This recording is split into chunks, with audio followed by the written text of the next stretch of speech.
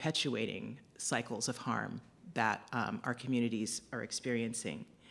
You know, we're in this moment where now 4 years, right, after George Floyd was murdered, and we had this particular moment in time when it seemed like we were hitting on a racial reckoning and we were actually going to enact some reforms. And we did do some things, we did change some things, but quickly, as so often happens, there was backlash and there was fear, and fear has been created. A narrative of fear rules our media and our activities now. And so we look at these words like defund and abolition and restorative justice, and those, we don't have shared definitions of those, and therefore we can't move forward into putting some of those things in place in a meaningful way. So what I'm excited about is to have this opportunity to talk with these brilliant people who really have direct and present experience about these topics, and to think about what is the dream we could have for something better. Right? Like, what isn't working with what we have, but how can we dream something better? And because I think it is so important to ground in what we're hoping for and what we're dreaming of, because you can only work toward it if you can dream of it, right? So I want to start asking each of them this particular question, which just give me a couple sentences on it, because I know you all could do like a whole novel on it, but just tell each of you, give us a bit on what do you envision when we talk about public safety?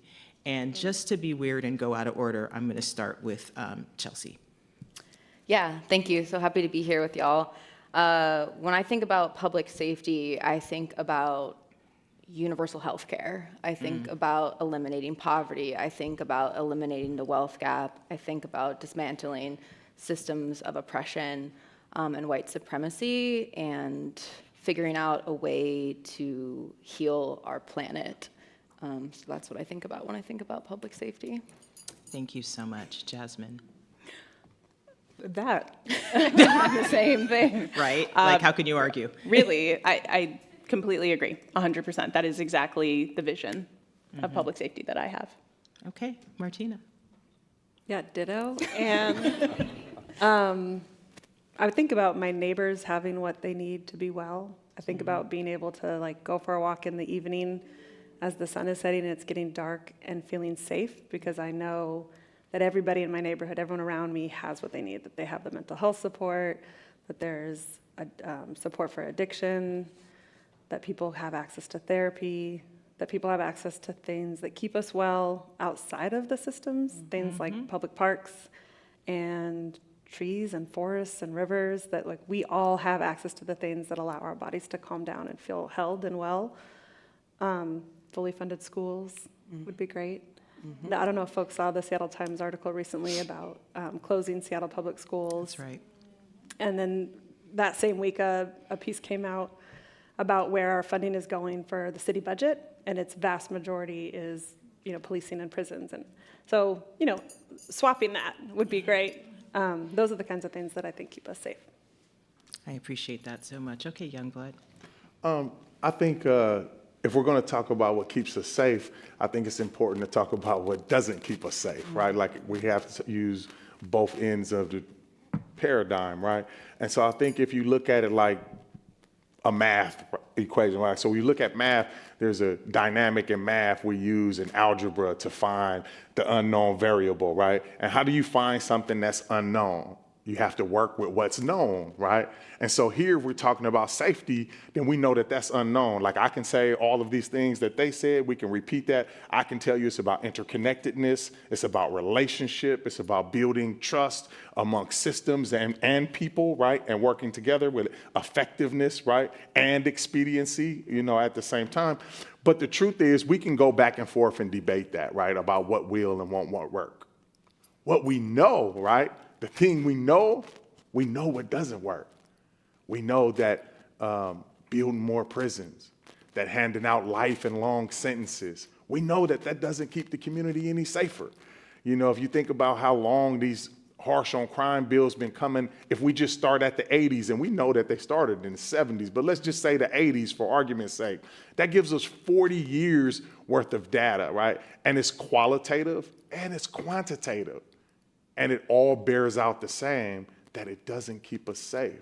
Locking people up, banishing them that doesn't keep our communities safer. What's going to keep our communities safer is an investment into the people, right? And that's what I would like to see to keep things safe. Thank you so much. You can go ahead and clap for all of that if you like.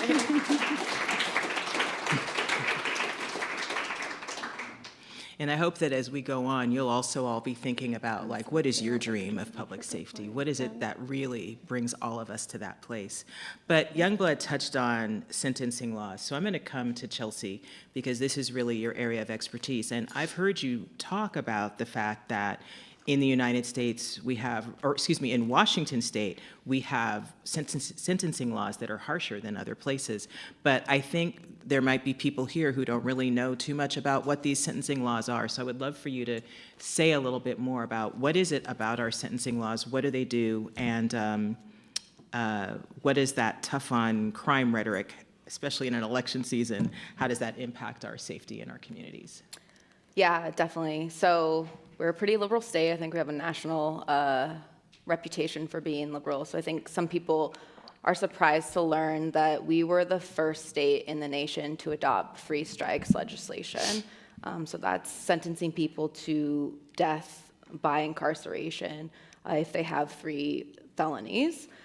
We were one of the states in the nation to abolish parole in 1984. So we have people serving every single day of their life in long sentences. We were one of the only states whose prison population increased during the 2010s, and we have some of the highest rates of life and long sentences in the nation. And what's really happened is these sentences, these life and long sentences, have massively disproportionately impacted young people of color. So that in Washington State, there are currently more Black people given de facto life sentences before the age of 25 than there are white people in the same situation. That's not percentages, that's just counts. So this system, what we did in the 80s and the 90s and in the 2000s, what we continue to do today is we have this narrative that if we lock people up and we throw away the key, that's going to keep us safe. But if that worked, we would be the safest country in the world, and we're not. But instead, we're trapped in these election cycles where there's rhetoric around public safety. People are worried about their safety. And so we continue to invest in these systems that, as Eugene so eloquently expressed, they're not keeping us safe. We keep investing in the same things over and over and over, and these things are not keeping us safe. Instead, what's happened is now our prisons in Washington State are the #1 elder care institutions in our state. And so it's really important that we ground ourselves in that history and that knowledge and the fact that we still practice this today and that the legislature has not passed one single retroactive sentencing reform law in many, many sessions. So yeah. Thank you for describing that. We'll be coming back to you to learn more about that. But I also want to address Jazmyn because, as I introduced you, one of the things that you have in your bio is that your commitment to decriminalizing poverty and how that feeds into systems of mass incarceration. So I'd love for you to talk about what that means in this context. When you say decriminalizing poverty and when you say that feeds into the system in a harmful way, I'd love for you to just expound on that. Sure, yeah, thank you for that question. I think it's important to recognize that our being the United States, our over-reliance on criminalization has significantly contributed to the mass incarceration crisis that we see nationally and also in Washington State. And I can provide a few examples. The first of which would be within the context of mental health and substance abuse. As opposed to providing adequate health care, including mental health care, and substance abuse treatment, the criminal legal system instead criminalizes those issues. And then we incarcerate people who would have been better served by medical or psychological supports. And another example, to your question, is related to economic inequality. We know that poverty and the lack of access to education and employment opportunities contributes to higher crime rates. So by criminalizing offenses that are related to poverty, like theft or camping in public spaces, we are only exacerbating the system of mass incarceration. And to Chelsea's earlier point, we also need to recognize the significant racial disparities that exist within this system. Black and Latino populations are overrepresented in the criminal legal system just across the board, and that's evident even in Washington state. The criminal legal system is functioning as intended, as designed, and that includes and is built upon inherent systemic racial biases. And I think, especially within this conversation about what actually keeps us safe, we need to address how ineffective tough on crime policies have been in actually reducing crime. So tough on crime policies, which I'm sure we'll discuss at length in this conversation, prioritize punitive measures over preventive ones. And yet empirical evidence consistently shows us that mass incarceration does not significantly reduce the rate of crime. So we need to start really reimagining what it is that we can do. What are the actual steps that we can take to make our community safe? Because as Youngblood mentioned, we have over 40 years of data showing that this system does not work. Well said. So at this point, we have heard that, that we have really harsh sentencing laws. And we've heard that problems that have solutions like might have a mental health solution, instead of us putting investment in those types of solutions, we're instead locking people up. So while we're still kind of examining and understanding the problem a little bit more, I want to turn to you, Youngblood, and ask you about what are some of the ways that these things that we've been talking about, right, that the criminal legal system then has an impact on families and communities in Washington state, and maybe say a little bit more, if you can, about the long-term effects that you're seeing or that you've experienced, right? You can talk from your experience in community. I think, again, I just want to harken back to the reality of we have to try to move from a head space to a heart space, right? We have to talk about empathy, understanding, and being able to see someone's humanity, right? Irrespective of what they have done, but more importantly, and try to see who they are, right? Like, I think if we're talking about how have these things affected our communities, specifically communities of color, but communities in general nevertheless, I think we need to start with the point of being invested. We've shown, like Jazmyn talked about, we've shown that there's a willingness, a desire to invest in prisons and jails and incarceration and hand out longer sentences. Like, that's where the investment goes. And then people in communities see that, and that affects how they feel about themselves, right? Mm-hmm. Because people in communities start to think, man, I seen all this money. Like, for instance, right, in 2019, right here in Seattle, 1211 Alder, they redid the juvenile detention center, right? Mm-hmm. 220 million plus, right? I'm gonna say it again, 220 million plus was invested in that. And just think what the people felt about how that money could have and should have been better spent.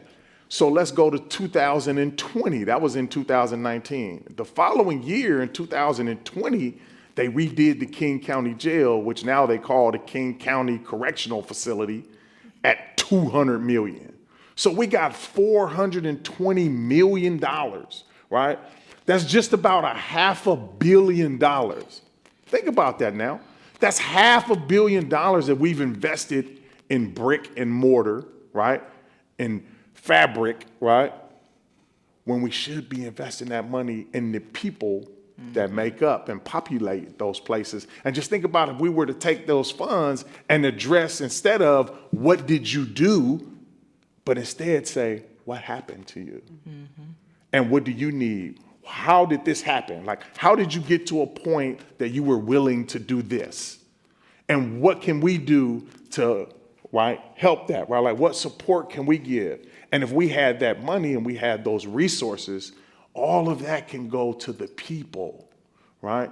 And I've said this before, and just bear with me, because we all know that, you know, sometimes you gotta say things twice for it to have a real impact. And that is, we live in the state of Washington that is supposedly so progressive. But if you look at the laws, if you look at the hiring practices, if you look at the firing practices, if you look at the sentencing, we're really not that progressive at all, right? Like, we're really not progressive at all in the ways where it really count. And then I would just say, think about this, right? In a place like Washington, we're the evergreen state, and you can't go anywhere without seeing something talking about recycling and reusing, right? We can't go anywhere without seeing it. It's right here in the building. You can't go anywhere without seeing it, right? But I just want to say, why do we care more about plastic than we do people, right? Why do we care more about plastic than we do people? Because we don't even want to reinvest in our people. We don't want to reuse our people. We don't want to recycle the people, right? We just want to throw them away. So just think on that for a second. Thank you. I appreciate it. You know, I want to follow up on something that you said, because you said our system doesn't ask, what happened? How are you? What's going on, right? Our system does not ask that at all. One of the things that we know, and I think social science bears this out, right, is that many people who cause harm are survivors of harm. And so maybe I'll stay with you just a moment longer, Youngblood, and ask you to speak to that a little bit. And then Martina, I'll ask you to speak to that as well. So I think when we talk about that, it's most easily summed up and pitched out as hurt people, right?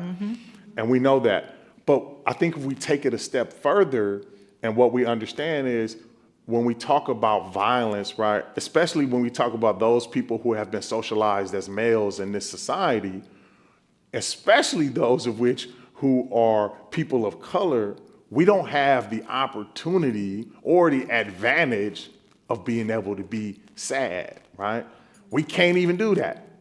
But everybody accepts if we're mad, right? So a lot of times our sadness, especially speaking from personal experience, for me as a young person, as a young boy, I was going through things where I was tremendously sad, but I acted out in anger because I didn't want people to know I was sad, because the world told me that that wasn't cool, right? And that wasn't the way you handle things, and shut up and take it like a man, and all these statements that I heard, right, as a young person, that made me want to then hold it inside. And we know when you hold it inside, what happens, it explodes, right? And you can't heal, right, if you don't feel.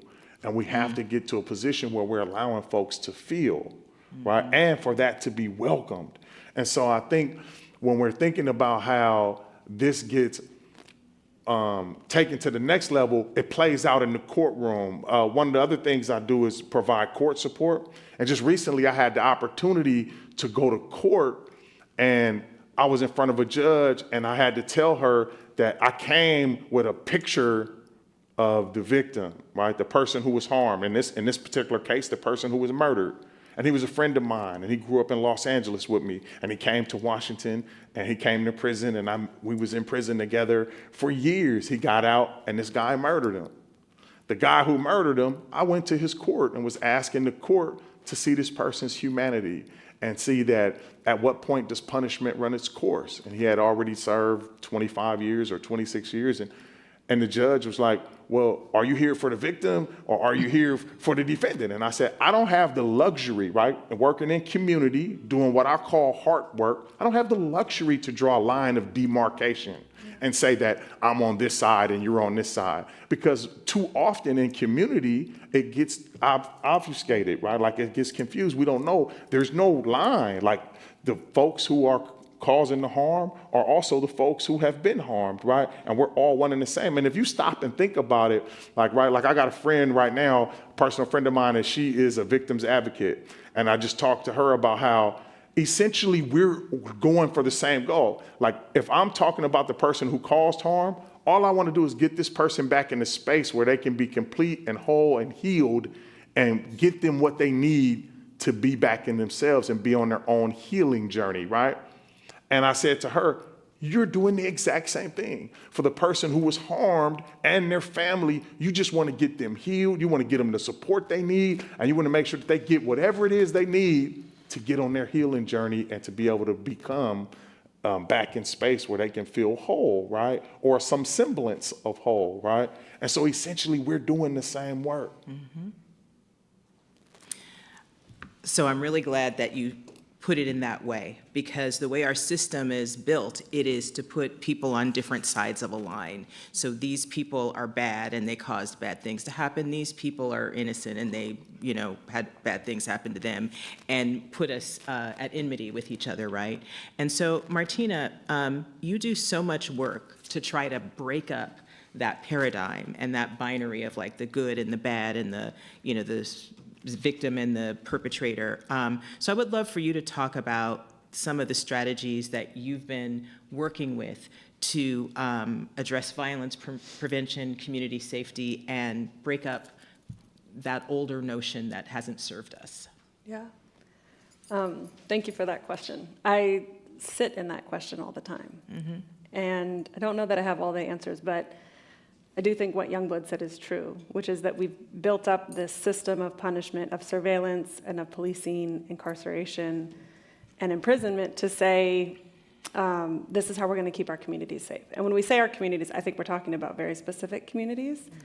I think that's important to name. Like the image we have of the victim that we're protecting is often someone that looks like me. It's like a white, middle-class woman who's pure or innocent in some form. And so we shore up this thing in the name of victims, in the name of public safety. And like what you said, if that was true, we'd be the safest country in the world, and we're not, right? And what I've learned from the work that I do is that distinction just doesn't exist. That what we're doing in the United States is incarcerating thousands and thousands of survivors. And those are survivors that could have had thriving, free lives if we had supported them when they were surviving. And particularly for young men of color, for young women of color, for undocumented people, for LGBTQ folks, for unhoused folks, if we had interventions that were actually focused on addressing the needs of the people who were experiencing harm, we would have an entirely different system. Like we would have social services and responses to harm that look really different than what we're currently doing. I'll share a little bit about myself as it brings me to the work, and that's that I went through the justice system first as a victim of a violent crime. I was 19 or 20 at the time. I was an undergrad at UW, and I was what was then called women's studies major. So my focus was violence against women. So I was learning all about the like history and the legal and political context for how those personal experiences are actually very political. At the same time, I was surviving violence. And the first intervention that I had was when a neighbor called the police. And the police showed up at the door. I didn't know that they had been called. My abuser had left, and so I was at my house, and police came. And so there was a loud knock at the door. And that was, it's over 20 years ago, but when I think about it, the only thing that I can remember about that night was bright lights in my face. I remember dark uniforms. I remember that it was all men, and I don't know that this is true, but in my memory, they were big men standing over me, and they were taking pictures of my bruises with flash cameras. And I could tell you every detail of the carpeting on the floor, but that's about it. I remember the gray, I remember the speckles. I don't remember the conversation. I don't recall any follow-up. I don't think there was anything other than collecting evidence for a case. And that was my experience as a survivor in the criminal legal system. Very shortly after that, I was arrested for a crime that carried a 15 to life sentence. And I spent the rest of college fighting that case with a public defender and going in and out of federal pretrial, county jails, CTAC federal. And for me, like, before I had the language to name it, it was so clear in my body, like, before I could explain it, it was so clear for me that there was a pipeline between survivorship and incarceration. And that had that intervention been something different, had it been people asking me what I needed, had it been like an offer for housing to move, honestly, had it been like friends that also knew about gender-based violence and could intervene, it could have looked really, really differently. But it wasn't. It was that I was a named witness in a criminal case to convict another person. And in that moment, again, before I was politicized around it, I knew that my healing wasn't going to be found in his punishment. Like, that wasn't at all what I wanted and needed. It wasn't even on my radar. Like, it wasn't the thing that I was looking for. And that's not a unique story. As I went through this experience myself, I came out of it. I ended up getting a diversion, which also is an incredibly unusual outcome for a case like I had, and very much was about the body that I'm in and the fact that I was in college. And so I got to have a diversion, which means that I did like 8 years on probation, and I got to finish school. I applied to law school. I had a meeting with you where you told me I should wait a few years to go to law school, get it a little further back in my history, but what I could do to actually start building a resume and make my way through law school. And I did exactly what you told me to do. And it turned out I ended okay. up in law school, and you were my mentor. But I had interventions like that. Mm-hmm. And those were the interventions that kept me safe, that kept me well, that kept me hopeful. I think about, like, the first responders are the people close to us who can see that something's happening and have the skill and resource to support you. The intervention, like the first responders that intervene are your aunties and your friends and the coaches and the teachers and the school counselors that are paying attention and deeply listening to the people around them and supporting them. And so I was lucky enough to have that. And I came out of that experience really clear about who the criminal legal system is targeting and who it eventually provides mercy for, in my case. And so I moved on from that experience really committed to addressing racial equity and the criminal legal system. And through that professional work, I got to meet some folks in this room, like Youngblood and Brandon, who's in the crowd, and Matt. And actually Taylor, who's sitting between them, sent me my first RJ training. I was like, I think this is what you've been saying. But through those experiences and meeting those folks, I got to meet people who were incarcerated, who had come from a deep legacy of incarcerated activism, from the Black Prisoners Caucus and the Concerned Lifers, of people who had no resources at their disposal and were still fighting tooth and nail for accountability and repair and healing and amends with their communities, who were saying, like, even though we're locked up and the state doesn't let us do it, we want to be accountable. We want to be with each other in that journey, and we see that as liberation. And so I got called into that work through the labor and the visions of folks who were incarcerated, and through survivors in the community that were asking for something different. And what I've learned through the work, and what Youngblood said, is that I don't think I've met one person who's incarcerated who isn't a survivor. Mm-hmm. And I don't know that I've met one survivor who doesn't have a loved one who's been impacted by the criminal legal system. So the notion that these are two distinct groups with distinct needs is just not true. What I've also learned through this work is that the same thing that would reduce rates of incarceration, that would reduce rates of policing and surveillance, are the very same things that will keep us safer. They're the very same things that survivors are asking for and wanting and needing. And that, I won't repeat it, but that's all the things that people have been saying. And so they're not actually distinct projects, they are one and the same. And so as we continue to build a world free from prisons and policing, we will also be building a world free from interpersonal violence, from gun violence and domestic violence and sexual violence, because they are in fact the same things. They're distinct culture changes, their resources going to things like housing and thriving communities, but they're also things like restorative justice, like actually having pathways to healing and accountability that don't look like punishment. Mm-hmm.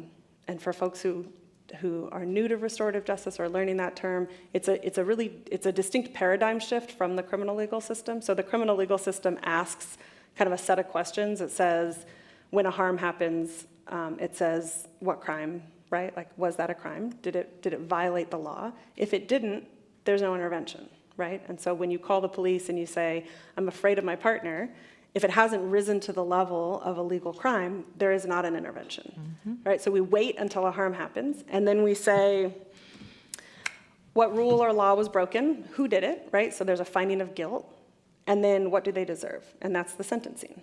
And so it's very formulaic, and it's done in the aftermath. And what restorative and transformative justice asks is, what's the harm, right? So it expands the pool of what we consider harm to be more than just rule breaking or law breaking. It says, what's the impact of that harm, right? Acknowledging that the same thing done to you may have a different impact than if it's done for me. And whose obligation is it to meet the needs of the person harmed? Like, how do we wrap around that person? What do they need? And whose responsibility is it to do that? And then what are the conditions that need to change to make sure that harm never happens again? So it's like an entirely different set of questions that we ask. And it's really ultimately about how do we center the person who's experienced harm, meet their needs, and build meaningful accountability, something that we can actually do to make sure that their needs are practically met, and that the person who has caused that harm gets the support they need to do that. And I think I'll leave it at that for now. I could keep going, but I'll leave it at that. That's good. I mean, obviously, there's so much more to be said, right? And restorative justice is powerful. And you could tell many stories about how it is powerful, but our time is not going to permit that. I want to make sure, I am going to open up to questions that you all might have, but before I do that, you were just saying some things about maybe how we would shift the culture from this norm. And I love how you laid it out, like the criminal system requires that first you define, that it's got to fit all these definitions, and then we have a limited band of solutions, right? Most of which involve being behind bars. So, except for in the rare occasion of diversion. So when we think about shifting the culture from punishment to even prevention or healing or reintegration, right? Like, because those all happen at different spaces. I think I want to ask Chelsea and Jazmyn at this time, because you both work on policies and you try to get legislatures and other people in power of decision makers to make changes. What are some of the critical reforms that you're working on and that you see a need for? And whoever wants to go first can go first. All right, we just got a plan.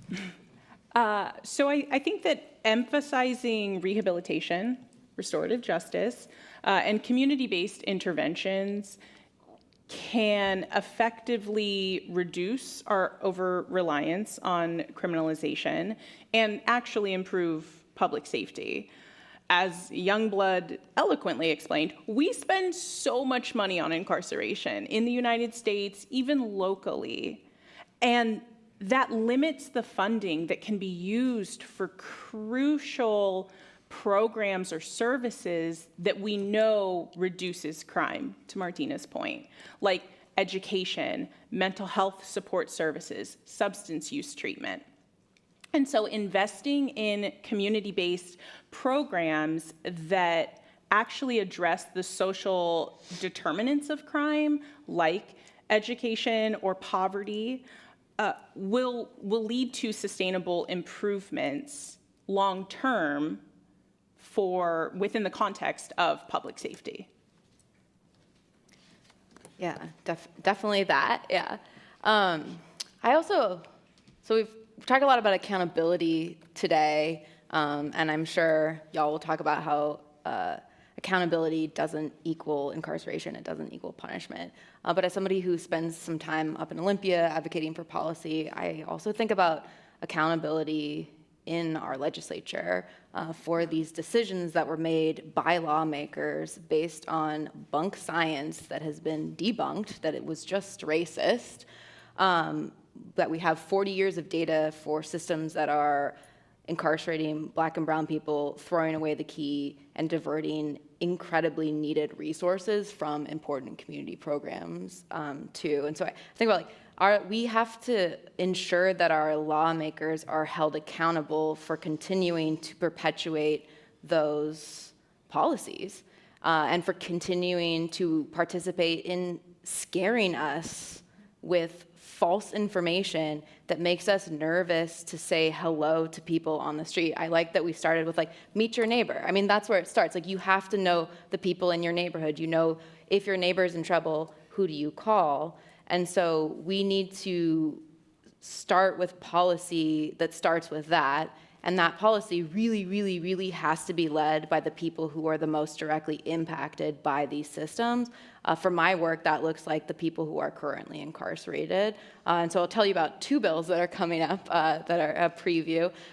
Both bills were developed in chow halls, on prison yards, in the deep organizing work of the Black Prisoners Caucus, the Concerned Lifers Organization, from Look to Justice. The first one is, up until 2023, Washington was one of very few states that automatically gave people longer sentences if they were trapped in the youth criminal system. So if you had prior juvenile interactions or juvenile felonies, you automatically received a longer prison sentence in our state. Surprise, that massively disproportionately meant that Black and brown people were receiving longer sentences than their white counterparts. And in fact, Indigenous people are the most disproportionately impacted by that. In 2023, the legislature prospectively stopped doing that. So moving forward, we're not punishing people twice for crimes they committed as children, but they refused to take accountability for the bad policy that was in place for 30 years. And there are 1,400 people currently incarcerated on sentences they would no longer receive.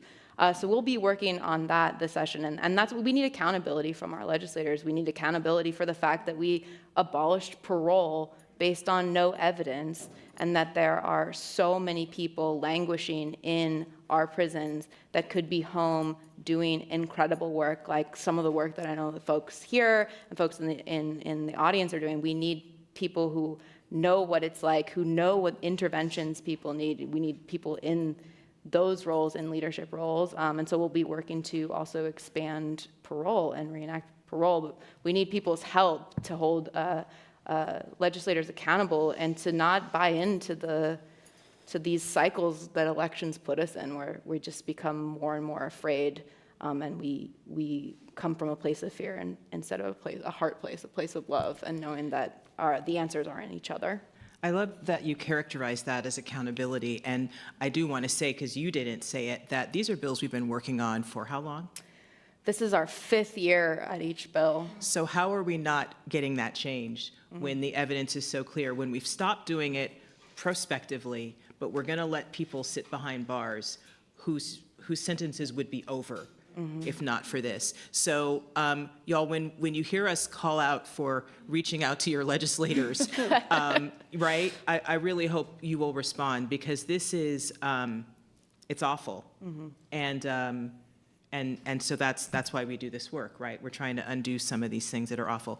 Time is just flying, and so I know in Seattle it gets dark and we all want to go home. So because everybody goes home at 4 o'clock and doesn't come out until the next day. But you might have some questions, and so if you do, I'd love to grab a couple of those before we close out on again a note of dreaming and possibility. We've got some microphones there. Oh, yeah, I did look at the iPad, but there was nothing there a minute ago, but I'll look again now. I just have a test question from Kate Golden. Oh, here's a friend. Yeah, come to the microphone. Happy to hear from you. Thank you. I so enjoyed this presentation, and I was surprised how much I learned, actually. So thank you so much for that. I hope this doesn't seem like changing the subject, but I'd like to broaden the conversation even further to talk about prevention on issues we haven't broached here tonight. It turns out that the police most likely to use armed force in response are those who have been exposed to combat violence.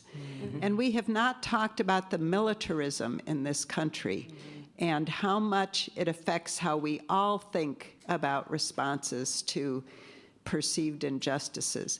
And to that end, I'd even like to raise the fact that many people now are invoking safety to reflect what they perceive as their right to feel comfortable. I would like to feel comfortable that the policies I'm defending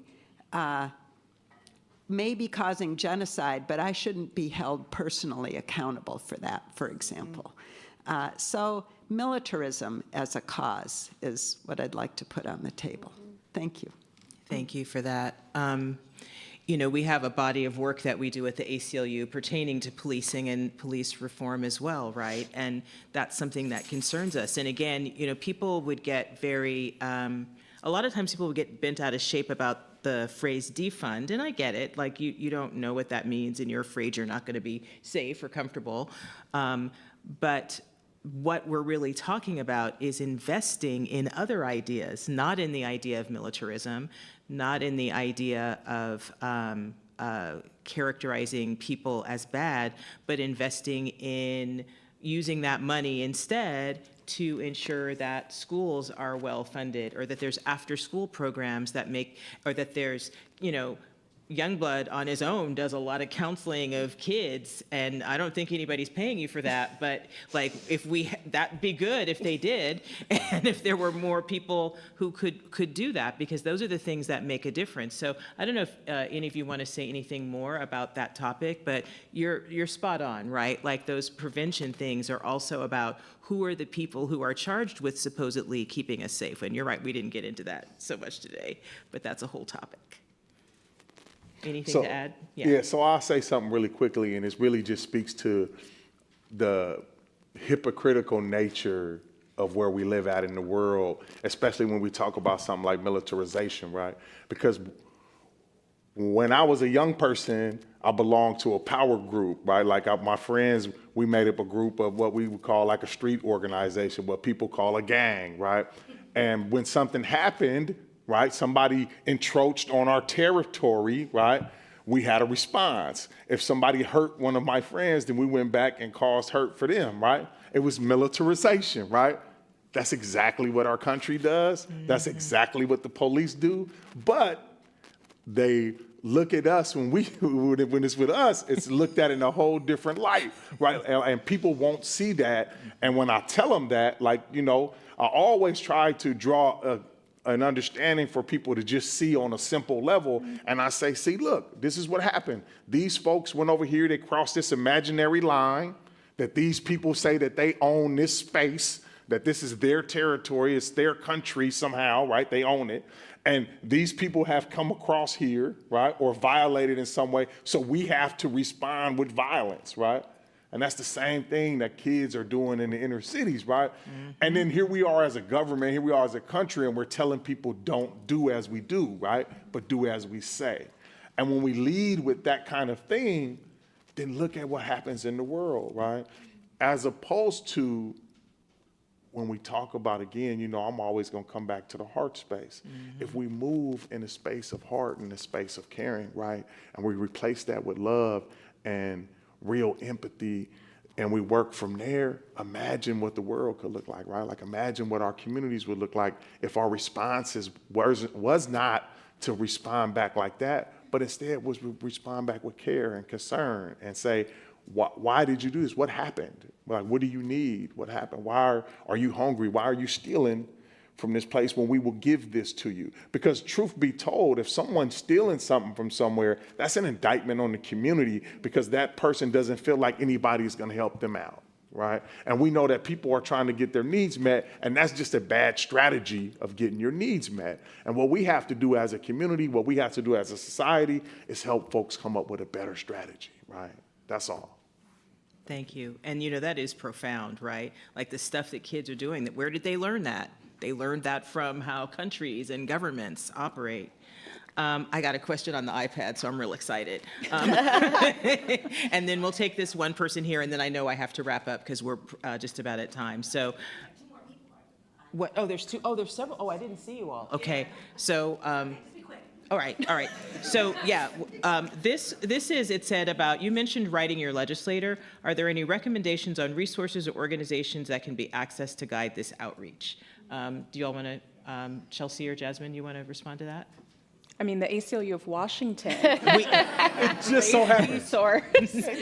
We have these things called action alerts, where we will contact you if there is something really pressing, like juvenile points, and you want to talk to your legislator. So that would be my plug, ACLU-WA. Right, so a lot of advocacy organizations also have that too. So you just sign up. I assure you, we do not bombard you with emails, but during the legislative session, we actually will put out and say, now is the time to reach out to your legislator. So that is one resource for you. So I'm gonna go on and take these for the folks standing up, just ask you to keep your question tight, and we'll try to keep our answers tight. Got it.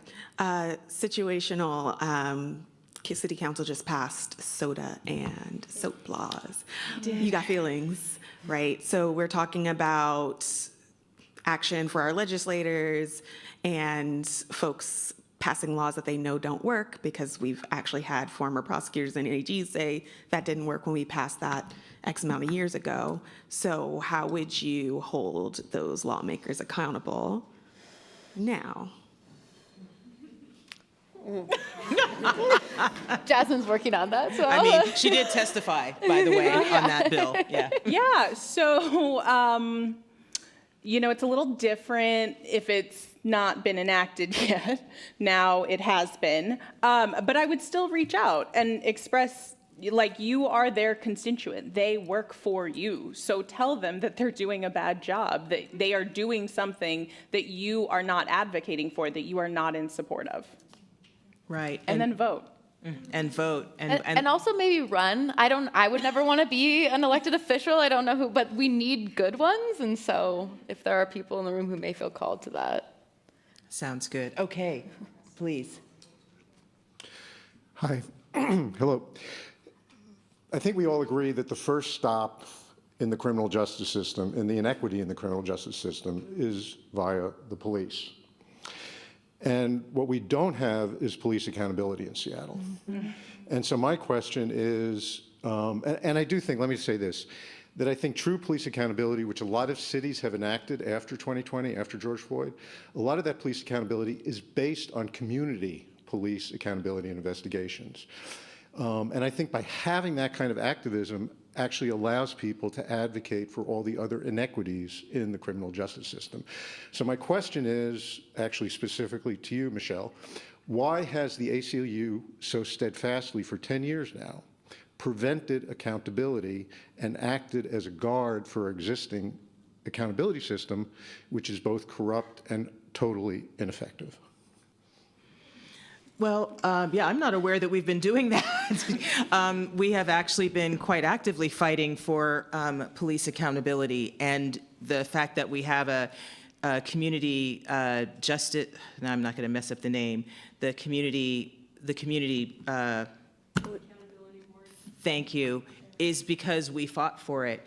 And we'll continue to do that. We've also been fighting in the legislature to address things like the police ability to negotiate their ability to harm us through their contracts, when union contracts should be about, your work and you're being able to have a safe work system. So we continue to fight for police accountability and always will. Yeah. Hi, this can be taken across the board. I was just kind of wondering, in terms of when we have like the current justice system, where you kind of mentioned before, like the militarization, and it kind of delineates a really harsh line between who is on what side of the prosecution. How can communities kind of work together to kind of break those lines and kind of build up like community programs from the bottom up rather than the top down? And what kind of programs were you all like envisioning in terms of that? That's great. And they have lots of examples of this here. So whoever wants to jump in, go ahead, Martina. Oh, okay. I mean, I think a lot of the things that we've seen start to get more airtime, like mutual aid, is a huge one. We're a small nonprofit that I work at called Collective Justice, and we're not a victim advocacy organization, so we don't receive like a ton of federal or state funding to do crime victim support, but we work with survivors every day. We work with tons of survivors who have a lot of material needs. And so we work with all the mutual aid groups in town, and we get people's needs met often that way. Like we have a little bit of resource, and then we say, let's connect you in community and let's build some mutual aid support. And usually that is more long lasting, right? Like people actually start building webs of support in community. So I highly encourage people to develop mutual aid networks. Dean Spade has a lot of really good work on that. So if you're curious about like, how do I start a mutual aid in my neighborhood? They're often place-based, neighborhood-wise or regional, and people can just, any one of us can start that today. So I'm like mutual aid all the way when we're not able to get support. The last thing I'll say about that is that the crime victim compensation package that people get if they go through the sort of like more formal victim advocacy support has a lot of restrictions on it. So things like people can't be perceived as having participated in their own victimization is one, for example. That often means that people who are like seen as active gang members, which could just be a person living in a particular neighborhood, or particular bodies, right, like queer bodies and black and brown bodies who are DV survivors are often considered aggressive and therefore having contributed to their own victimization. So then when they go through the system as a named victim, they're trying to get things like access to resources, to get their window fixed or to go to therapy. They're not allowed to get resources through that avenue. And so mutual aid is huge in those areas. Like we need to just be able to do mutual aid support, practical and pragmatic resources for people that don't bar anyone, whether you have a criminal record or whatever. So that's one. At Collective Justice, we specifically do restorative and transformative justice. So we work with people who have directly experienced harm and are asking for some kind of process of accountability and healing. And we don't do that solely as a partnership with the prosecutor's office or the defense attorneys or the Department of Corrections. We do that just on our own. If you have questions, you can direct them to some of these folks right here. Matt is the director of the Dialogue and Accountability Process program. You raise your hand, Matt. And so people call him and they say, like, yesterday I spoke to someone who was a survivor of sexual assault, and she's saying, like, I don't want to call the cops. It's not the thing that I need. But I do want accountability, and I want to be able to talk to this person. I want this person to stop that behavior. I want them to have an accountability team, and I want to get some healing. Like I want to be able to talk about this and have arms wrapped around me. And so we do those totally outside the system. We also do them when someone's already been arrested or when someone is incarcerated. But the ones outside the system come in every day, and anyone here can do that, right? Like we can all do that with our communities. So I think like the grassroots hyperlocal work is how we build networks of safety and care. And yeah, those are the two that come to mind, mutual aid and restorative justice. And I'm sure you asked a broader question, but I'm drawing a blank on the rest of them. Yeah, but that's a good start, and I appreciate it. Yeah, thank you, Martina.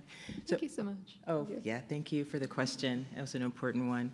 Okay, so that we can wrap up, if you could maybe just each of you again, briefly as you did in the beginning, maybe talk about what's keeping you hopeful, and if you have any suggestion for people out here of something that they can do to be a part of this part of our evolution, throw that out. But what's keeping you hopeful? Oh, and I'll just go on. Sorry, I didn't ask anybody. Jazmyn, we'll just go on down the line. Sure. So what's keeping me hopeful is the unprecedented level of civic engagement we're seeing nationally. Mm-hmm. Advocating for criminal legal reforms is crucial in addressing the crisis of mass incarceration in our country, and understanding the issues is the very first step. So if folks want to get engaged, I would encourage people to support legislation that promotes fair sentencing, reduces the use of mandatory minimums, and expands restorative justice programs. And with the backdrop of this conversation that we've had tonight being the impending election next month, it is more important than ever to vote. Vote for elected officials who promote and prioritize criminal legal reforms, because your voice can help bring about the change needed at the local, state, and federal levels. There's so much that's keeping me hopeful, and this has been a hard year. This has been a year where I've had to dig really deep And some of the places where I've found resource was in thinking about my ancestors and the ancestors of all of us in this room who fought for something. So like we told a lot of stories up here about bad laws that passed, and at every one of those stages there was people fighting them too. There were people that were banding together and imagining a different world. And I think about that. I think there's a person who I used to facilitate with named Priya, and she brought a concept to me that I hadn't heard of when we were inside with you guys in Heal. And that was the concept of living root bridges, which are these bridges in South India in the mountainous region where there's monsoons. And there's these rivers in the valleys that go between villages. And people who like have loved ones in other villages couldn't see each other during the monsoon season if there wasn't a way to cross the river. And they have these things called, well, I don't know what they're actually called. We call them living bridges, which are trees that have been braided into bridges across the water. And so they're like suspension bridges, and they can actually like flow with the wind. So during the monsoons, when the water rises, they're still standing, they don't break. And I think about my friend Priya, who I facilitated with, and Mia Mingus, who has written about this, that somebody in South India, in living through these monsoons, said, like, let's start braiding these roots and branches, and it's gonna take generations to complete, but it's gonna stand for generations too. And someone had this bright idea, who I can't imagine what the people around them thought, you know? Like, no, I swear they're gonna cross the river, it's gonna last a lifetime, but they did it anyway, and knowing that it wouldn't be completed in their lifetime. And I think about that in the work that we do. Like, every time I sit with folks who are, despite all the conditions we're in, are saying, like, I actually am fighting for forgiveness and healing and repair in a society that tells me the opposite is what I should be doing. Like, in each of those moments, I think about the dreaming that we have to do and the imagining and the building to build bridges. And that started before me, and it's going to continue after me. So, yeah, I think about those bridges, and I think about my ancestors, and I think about fighting for something beyond my lifetime. Love it. Go on.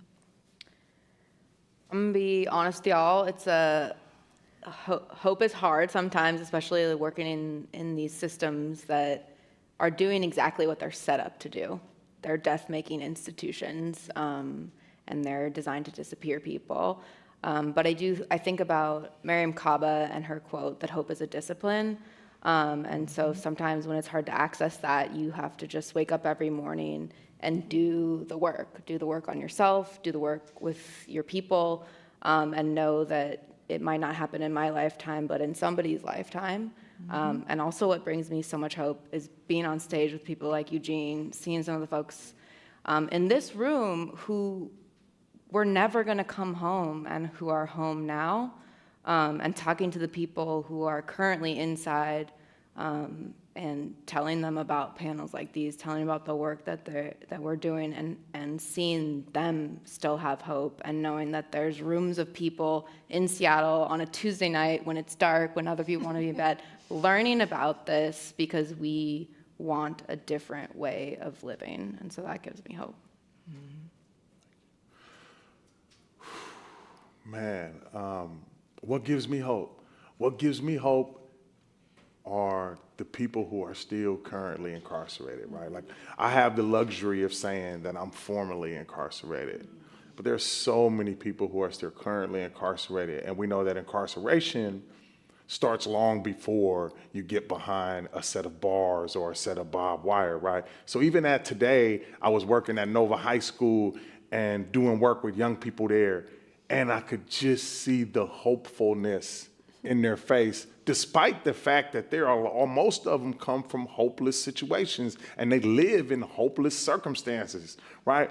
And here they are today. They were talking to me. They was encouraging me. I told them I was going to come here, and they was lifting me up, and they was telling me what they thought and stuff, and they was sharing, and it was important to them. And so many other things are important to them. And I look and I see, and I'm like, wow.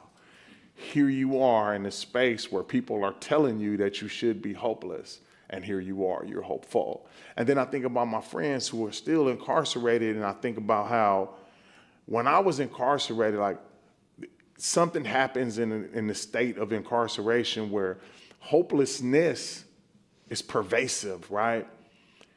And it's so prevalent that, and palpable, right? You can feel it, you can touch it, right? It's something that's there, and you know it because you came inside, right? Like you came inside to teach classes to us and stuff, and I know it, I can see it on your face.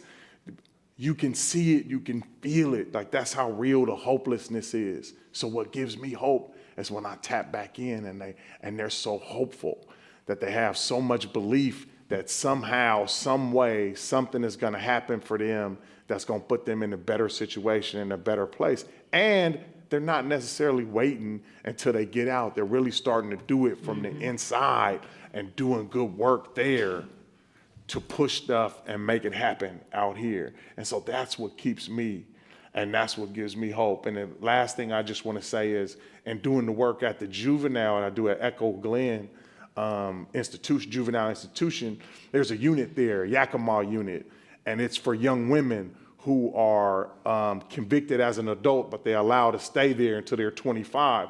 So I'm working with young women who are gonna go to prison. They came when they was 15, they came when they was 16, they came when they was 17, and they're gonna get out when they're 45. They're gonna get out when they're 50.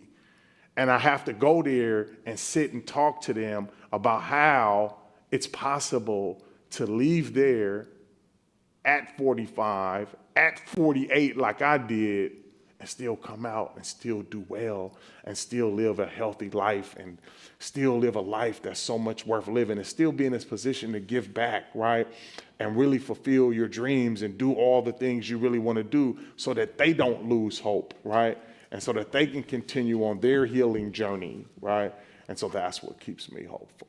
Yeah, that is so beautiful. And, you know, I was thinking too, I have the privilege of being sometimes on the inside, and that's when I met you, Youngblood, and others. And I wish you all knew how brilliant these folks are who are on the inside. I wish you knew how much they yearn for healing and how much I've been with people who acknowledge and understand that they've caused harm, but that they also understand, and thanks to classes like Martina used to teach and other things going on, that they have a healing journey to go on.